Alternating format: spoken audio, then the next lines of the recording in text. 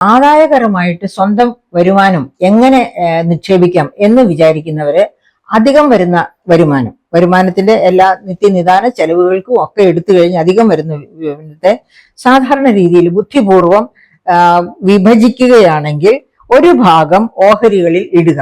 അതായത് ഓഹരിയുടെ കയറ്റിറക്കങ്ങൾക്കനുസരിച്ച് നമുക്കൊരു ബ്രോക്കർ കാണും. ആ ബ്രോക്കർ അത് ശ്രദ്ധിച്ചുകൊണ്ടിരിക്കും. അങ്ങനെ നമുക്കൊരു വരുമാനം ഉണ്ടാകത്തക്ക രീതിയിൽ ഓഹരികളിൽ നമുക്ക് നിക്ഷേപിക്കാൻ പറ്റും. അതുപോലെ കടപ്പത്രങ്ങളിൽ ഇടുക. കടപ്പത്രങ്ങളിൽ ഇടുമ്പോഴുള്ള പ്രത്യേകത എന്താണ്? അതിന് ഫിക്സഡ് റേറ്റ് ഓഫ് ഇൻട്രസ്റ്റ് ആണ്. അപ്പൊ ആ ഫിക്സഡ് റേറ്റ് ഓഫ് ഇൻട്രസ്റ്റ് കടപ്പത്രങ്ങൾ പിന്നെ ഏത് കമ്പനിയെ പ്രതിനിധാനം ചെയ്യുന്നോ ആ കമ്പനി നഷ്ടത്തിലായാലും ലാഭത്തിലായാലും കടപ്പത്രത്തിൽ പറയുന്ന റേറ്റ് ഓഫ് ഇൻട്രസ്റ്റ് കൃത്യമായിട്ട് ആ ഇൻവെസ്റ്റർക്ക് കൊടുത്തേ പറ്റൂ. അത് കാരണം കടപ്പത്രങ്ങളിൽ കുറെയൊക്കെ നിക്ഷേപിക്കാം. പിന്നെ നമുക്ക് അതായത് അനിശ്ചിതത്വം ഉണ്ടാവുകയാണ് വരുമാനത്തിന് വിപണിയിലെ ഒക്കെ എങ്കിൽ കുറച്ച് സ്വർണത്തിൽ നിക്ഷേപിച്ചിരിക്കുക. അതാണ് നേരത്തെ 10% അതിന്റെ മുകളിലോ ഉള്ള തുക സ്വർണത്തിൽ നിക്ഷേപിക്കണം. അപ്പൊ ആ സ്വർണത്തിൽ നിക്ഷേപിക്കുന്നത് ഏത് അസാധാരണ സാഹചര്യങ്ങളിൽ നമ്മുടെ സഹായത്തിന് എത്തിച്ചേരും. നമുക്ക് പണത്തിന്റെ ആവശ്യമുണ്ടായാൽ സ്വർണം എത്ര വേഗം വേണമെങ്കിലും പണമാക്കി മാറ്റാൻ പറ്റും. അപ്പൊ അങ്ങനെയുള്ള ഒരു സാഹചര്യത്തിലാണ് സ്വർണത്തിന്റെ ETF, അതായത് സ്വർണം എക്സ്ചേഞ്ച് ട്രേഡഡ് ഫണ്ട് എന്ന് പറയുന്ന ഗോൾഡ് എക്സ്ചേഞ്ച് ട്രേഡഡ് ഫണ്ട് എന്ന് പറയുന്ന ഗോൾഡ് ETF എന്ന് പറയുന്നത്. അപ്പൊ ഈ അടുത്ത ദിവസം തന്നെ സുപ്രീം കോടതിയിൽ വളരെ പ്രശസ്തനായ ഒരു അഡ്വക്കേറ്റ് അദ്ദേഹം എന്നോട് സംസാരിച്ചപ്പോൾ പറഞ്ഞത്, അദ്ദേഹം 1 മാസം കൊണ്ട് സ്വർണം ETF-ൽ ഇട്ട് ഒറ്റ മാസം കൊണ്ട് 1 ലക്ഷത്തിലേറെ ആദായം ഉണ്ടാക്കി എന്നാണ്. അദ്ദേഹത്തിന് അത് സന്തോഷമായിരുന്നു. അപ്പൊ ഇത് കേട്ടുകൊണ്ട് എല്ലാവരും ചെന്ന് കണ്ണടച്ച് ETF-ൽ പണം ഇടണം എന്നല്ല ഈ പറയുന്നത്. അതായത് എന്താണ് ഈ ഗോൾഡ് എക്സ്ചേഞ്ച് ട്രേഡഡ് ഫണ്ട് അഥവാ ഗോൾഡ് ETF-കളുടെ പ്രത്യേകത? അത് ഒരു ഡിജിറ്റൽ ഗോൾഡാണ്. അതായത് ഗോൾഡ് നമ്മൾ കൃത്യമായിട്ട് കയ്യിൽ വാങ്ങുന്നില്ല, വിൽക്കുന്നില്ല. പകരം നമ്മൾ ഓഹരി കമ്പോളത്തിൽ ചെയ്യുന്നത് പോലെ തന്നെ ഡിജിറ്റൽ ആയിട്ടുള്ള ഗോൾഡിലാണ് ഇൻവെസ്റ്റ് ചെയ്യുന്നത്. അത് വില ഉയർന്നു നിൽക്കുമ്പോൾ നമുക്ക് വിൽക്കാം, താഴ്ന്നു നിൽക്കുമ്പോൾ നമുക്ക് വാങ്ങാം. ഗോൾഡ് ETF-ന്റെ വില താഴ്ന്നു നിൽക്കുന്ന സമയത്ത് നമ്മൾ അതിൽ നിക്ഷേപിക്കുന്നു. വില ഉയരുമ്പോൾ നമ്മൾ അതിനെ ഒഴിയുന്നു. അപ്പൊ എന്താ സംഭവിക്കുക? ഇപ്പോ നമുക്കറിയാം, നമ്മൾ ഒരു ഗ്രാഫ് വരയ്ക്കുകയാണെങ്കിൽ സ്വർണത്തിന്റെ വില ഇങ്ങനെ പതുക്കെ കയറി ഇറങ്ങി പോവുകയാണ്. അപ്പൊ എപ്പോഴും ഒരു അപ്വേർഡ് മൂവ്മെന്റ് ആണെന്ന് ഓർക്കണം. എന്ന് വെച്ചാല് വാങ്ങിയതിനേക്കാൾ ചെറിയതായിട്ട് താഴേക്ക് പോകും, പിന്നെ അതിനേക്കാൾ കൂടുതൽ മുകളിലേക്ക് പോകും. ഈ തരത്തിലാണ് സ്വർണത്തിന്റെ വിലയിലെ വ്യത്യാസം നമ്മളിപ്പോ കാണുന്നത്. അപ്പം ഈ ഗോൾഡ് ETF-ൽ വെക്കുകയാണെങ്കിൽ നമ്മൾ സ്വർണം കയ്യിൽ വെക്കുകയോ അത് കൊണ്ടുനടക്കുകയോ ഒന്നും ചെയ്യേണ്ട ബുദ്ധിമുട്ടില്ല. ഓൺലൈനായിട്ട് തന്നെ നമുക്ക് അത് പിന്നെ വിൽക്കുകയോ വാങ്ങുകയോ ചെയ്യാൻ ഒരു ബുദ്ധിമുട്ടും ഇല്ലാത്ത ഒരവസ്ഥയാണ് സംജാതമാവുക. ഇവിടെ തന്നെയാണ് സോവറിൻ ഗോൾഡ് ബോണ്ടുകൾ, അതായത് ഗോൾഡ് ETF-ന്റെ സ്ഥാനത്ത് ഗോൾഡ് നിക്ഷേപിക്കാവുന്ന ഒന്നാണ്, അതിനോട് ചേർന്ന് നിൽക്കുന്ന ഒന്നാണ് ഗോൾഡ് ബോണ്ടുകൾ.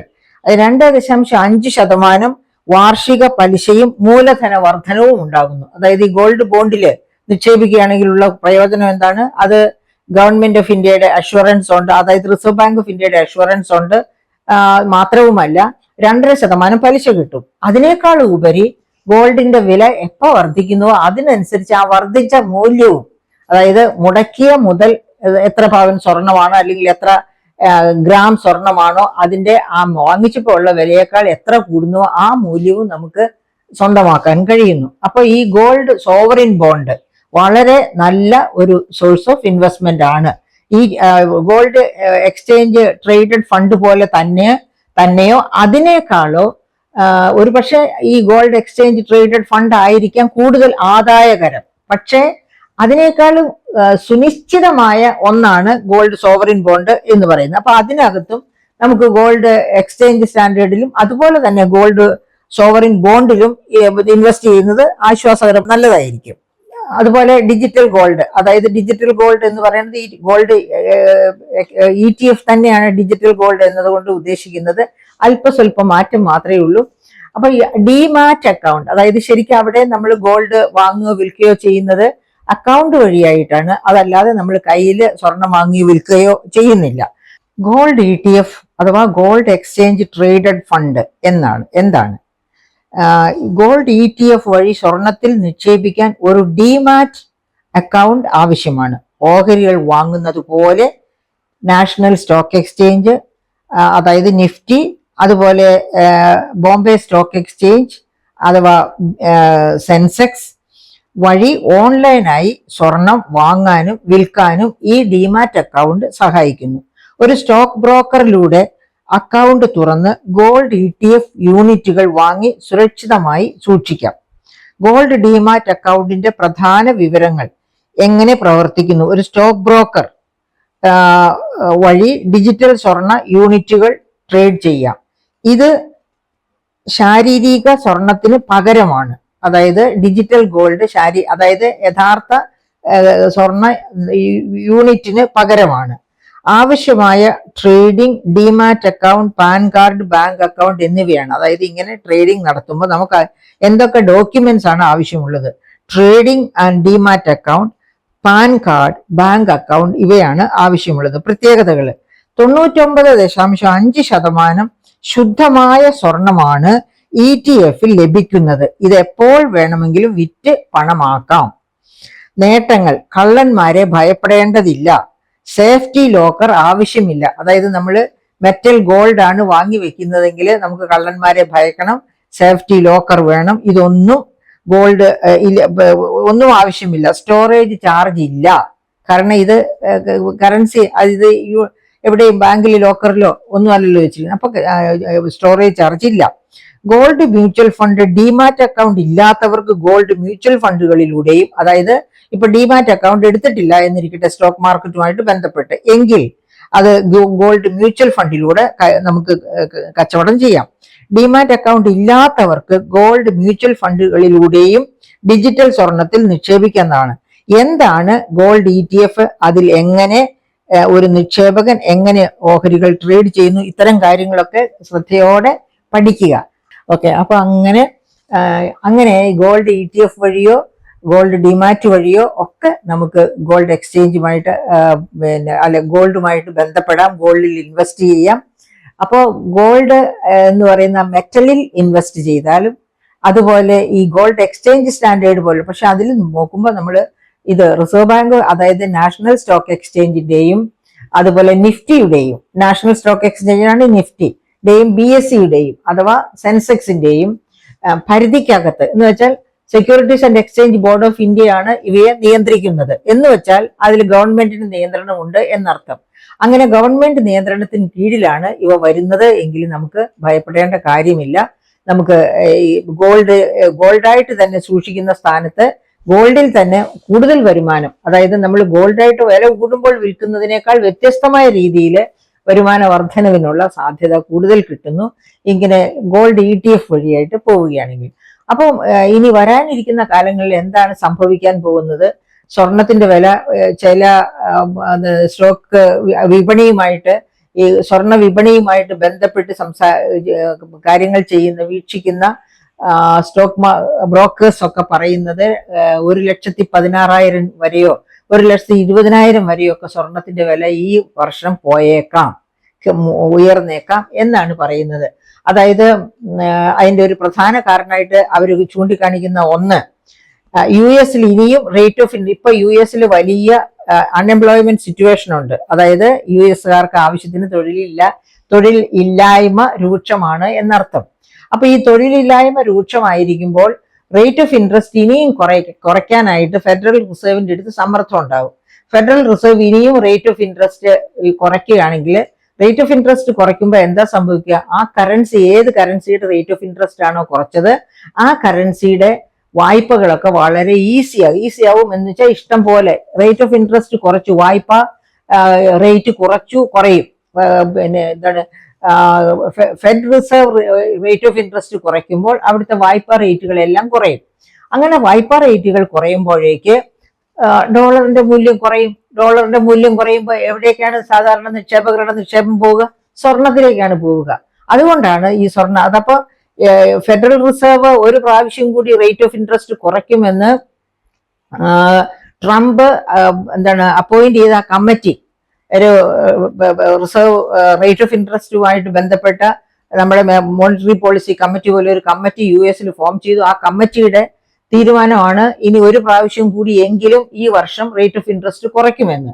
അങ്ങനെ റേറ്റ് ഓഫ് ഇൻട്രസ്റ്റ് വീണ്ടും കുറച്ചാൽ അമേരിക്കൻ ഡോളർ വീണ്ടും വീക്കാകും. അങ്ങനെ വീക്ക് ആകുമ്പോൾ അമേരിക്കൻ ഡോളറിൽ ആരും ഇൻവെസ്റ്റ് ചെയ്യാൻ പോകില്ല, പകരം ഗോൾഡിലേക്ക് ഇൻവെസ്റ്റ് ചെയ്യും. വേറെ ഒരു കറൻസിയും അമേരിക്കൻ ഡോളറിനോട് സ്ട്രോങ് ഇല്ല. അത് കാരണം കൊണ്ട് നാച്ചുറലി ഇൻവെസ്റ്റ്മെന്റ് എല്ലാം വരാൻ പോകുന്നത് സ്വർണത്തിലേക്കാണ്. അങ്ങനെ സ്വർണത്തിന്റെ മൂല്യം വീണ്ടും വർദ്ധിക്കാൻ സാധ്യതയുണ്ട്. അതുകൊണ്ട് 1,16,000 രൂപ വരെയൊക്കെ സ്വർണത്തിന്റെ വില ഈ വർഷം പോയേക്കാം എന്നാണ് പറയുന്നത്. അപ്പൊ ഇതൊന്നും നമുക്ക് 100% വിശ്വസിക്കാൻ ഒക്കില്ല. വിപണിയുടെ കാര്യമാണ്, മനുഷ്യന്റെ കാര്യമാണ്. അതായത് വിപണി, ഇപ്പൊ ഉദാഹരണം വിപണിയെ ഇങ്ങനെ നമുക്കറിയാം പന്താടിക്കൊണ്ടിരിക്കുകയാണ് ട്രംപ് ഒറ്റയൊരുത്തൻ. അപ്പൊ അങ്ങനെ ഒരു ട്രംപ് വിചാരിച്ച ആഗോള വിപണിയെ ഇങ്ങനെ അമ്മാനമാടാൻ പറ്റും എന്നുണ്ടെങ്കിൽ ഈ ട്രംപ് തന്നെ എന്തൊക്കെ തീരുമാനങ്ങളെ ഇനി എടുക്കാൻ പോകുന്നത്. കാരണം ട്രംപിന്റെ തീരുമാനങ്ങൾക്ക് ഒരു വലിയ പരിധി വരെ സ്വാധീനിക്കാൻ പറ്റും ലോകത്ത്. കാരണം എന്താണ്, ട്രംപാണ് ഇന്ത്യയിൽ നിന്ന്, അതായത് അമേരിക്കയാണ് ഇന്ത്യയിൽ നിന്ന് ഏറ്റവും കൂടുതൽ വാങ്ങുന്ന രാജ്യം. അതുകൊണ്ടാണ് ട്രംപിന്റെ തീരുവ യുദ്ധം ഇന്ത്യയെ വളരെ കുഴപ്പത്തിലാക്കിയിരിക്കുന്നത്. നമ്മുടെ നമ്മുടെ വ്യാപാര കമ്മി ഒരുപാട് വർദ്ധിച്ചു ഈ വർഷം. പ്രത്യേകിച്ച് August, September, October, November, December മാസങ്ങളിലായിട്ട് നമ്മുടെ ട്രേഡ് ഡെഫിസിറ്റ് ഒരുപാട് വർദ്ധിച്ചു. അപ്പൊ അതിന്റെ എല്ലാം കാരണം, അങ്ങനെ എല്ലാ രാജ്യങ്ങളെയും പ്രതിരോധത്തിലാക്കാനുള്ള കാരണം ട്രംപിന്റെ വ്യാപാര നയങ്ങളാണ്. അപ്പൊ അങ്ങനെയുള്ള നയങ്ങൾ ഇനി എങ്ങനെ കീഴ്മേൽ മറിയും എന്ന് നമുക്ക് അറിഞ്ഞുകൂടാ. അതുകൊണ്ട് സ്വർണത്തിന്റെ വില മുകളിലേക്ക് തന്നെ പോകും എന്ന് വിചാരിച്ച് ഇൻവെസ്റ്റ് ചെയ്യാതെ സസൂക്ഷ്മം പരിശോധിച്ചുകൊണ്ടിരിക്കുക. അതുപോലെ ഡിമാറ്റ് അക്കൗണ്ടോ ഗോൾഡ് ETF ഒക്കെയാണ്, അല്ലെങ്കിൽ ഗോൾഡ് സോവറിൻ ആണെങ്കിലും പേടിക്കാനില്ല. വിശ്വസിച്ച് നിങ്ങൾക്ക് ഗോൾഡ് സോവറിൻ ബോണ്ടിൽ ഇൻവെസ്റ്റ് ചെയ്യാം. അഡ്വാൻറ്റേജ് ഉണ്ടായാൽ അഡ്വാൻറ്റേജ് നിങ്ങൾക്ക് കൊയ്തെടുക്കാം. അതേ സമയത്ത് പ്രശ്നങ്ങൾ ഉണ്ടായാൽ ഭയപ്പെടാനുമില്ല. നിങ്ങൾ ഇൻവെസ്റ്റ് ചെയ്തത് gold sovereign bond, government of ഇന്ത്യയാണ് റിസർവ് ബാങ്ക് വഴിയായിട്ട് ആ ഗോൾഡ് സോവറിൻ ബോണ്ടിൽ ഇൻവെസ്റ്റ്മെന്റ് സ്വീകരിക്കുന്നത്. അപ്പൊ നാച്ചുറലി നമുക്ക് അതിന് പറഞ്ഞിരിക്കുന്നത് പോലെയുള്ള എല്ലാ ആനുകൂല്യങ്ങളും കിട്ടും, കുറഞ്ഞു പോവില്ല. അതേ സമയത്ത് വില വർദ്ധിക്കുകയാണെങ്കിൽ ആ ആനുകൂല്യവും അതിലൂടെ കിട്ടും. പക്ഷെ അതിനേക്കാളൊക്കെ കൂടുതലായിട്ട് വളരെ സുചിന്തിതമായിട്ട് നമ്മൾ മാർക്കറ്റിനെ വീക്ഷിച്ചുകൊണ്ടിരുന്ന് അതിന്റെ ക്രയവിക്രയങ്ങളിൽ നമ്മളും കൂടി ഭാഗഭാക്കാകാം എന്നുണ്ടെങ്കിൽ ഈ പറയപ്പെട്ട ഡിമാറ്റ് അക്കൗണ്ട് വഴിയോ ഗോൾഡ് ETF വഴിയോ ഒക്കെ നമുക്ക് സ്വർണം വാങ്ങാൻ പറ്റും. അവിടെ നമ്മൾ സ്വർണം കൈകാര്യം ചെയ്യുന്നില്ല, നമ്മൾ സ്വർണത്തിന്റെ ബാക്കിംഗ് ഉള്ള ഷെയറുകളാണ് ഡിജിറ്റലായിട്ട് കൈകാര്യം ചെയ്യുന്നത്.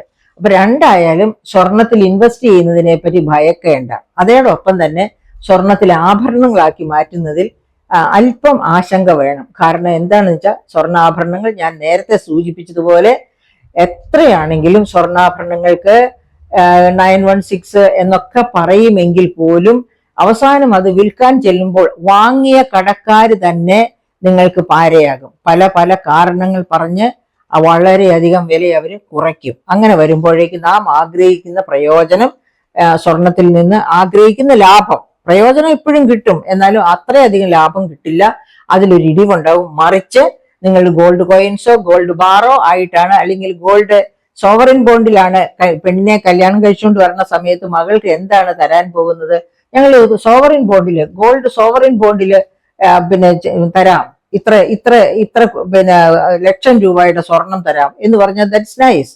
കാരണം എന്ന് വെച്ചാൽ അത് വളരെ കടപ്പത്രമാണ് ഗോൾഡ് സോവറിൻ ബോണ്ട് എന്ന് പറഞ്ഞാൽ. അതിന്റെ റേറ്റ് ഓഫ് ഇൻട്രസ്റ്റ് ഫിക്സ്ഡ് ആയിരിക്കും, ഒട്ടും പേടിക്കാനില്ല. നിങ്ങളുടെ മരുമകൾക്ക് കിട്ടാൻ പോകുന്ന ധനം, മകൾക്ക് കൊണ്ടുവരുന്ന ധനം, ആ ധനം ധനമായിട്ട് തന്നെ അവിടെ ഇരുന്നോളൂ, അത് താഴേക്ക് പോകില്ല, മുകളിലേക്ക് പോവുള്ളൂ എന്ന കാര്യം ഓർക്കുക. ഏതായാലും സ്വർണത്തിലെ നിക്ഷേപം നല്ലതാണ്, പക്ഷെ അതിന് വിടേണ്ട ആവശ്യമില്ല. നമ്മുടെ ആകെ നിക്ഷേപത്തിന്റെ 10-15% മതി സ്വർണത്തിലെ നിക്ഷേപം. അങ്ങനെ നല്ല ഒരു സ്വർണത്തിന്റെ, അതായത് ഇപ്പൊ ഏകദേശം ഇപ്പൊ സത്യസന്ധമായി പറഞ്ഞ, വസ്തുനിഷ്ഠമായി പറഞ്ഞാല് സ്വർണം നമ്മുടെയൊക്കെ മേധാശക്തിയെ ഒരു പരിധി വരെ ഭരിച്ചുകൊണ്ടിരിക്കുകയാണ്. അത്രയധികം സ്വർണത്തിന് കീഴ്പ്പെട്ടു പോകേണ്ട കാര്യമൊന്നുമില്ല. പറ്റുന്ന രീതിയിൽ കുറച്ചും കൂടി ബുദ്ധിസഹമായ രീതിയിൽ ഉള്ള ഇൻവെസ്റ്റ്മെന്റ് ഡൈവേഴ്സിഫൈ ചെയ്ത് പലതിലായിട്ടിട്ട് മുന്നോട്ട് പോകുക.